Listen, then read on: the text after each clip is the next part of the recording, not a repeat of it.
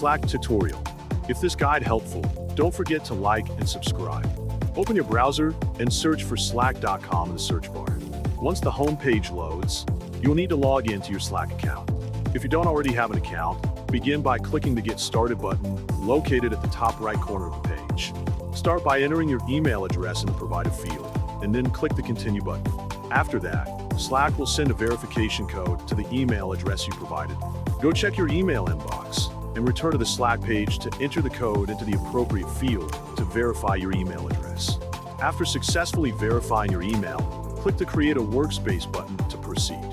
You will then be asked to enter your company name along with any other required details to set up your new workspace. Once all the information has been provided, click the Start with the limited free version option to continue and access your workspace. After entering your workspace, look for the section labeled Run a Project. Click on it to begin adding your first project into the workspace.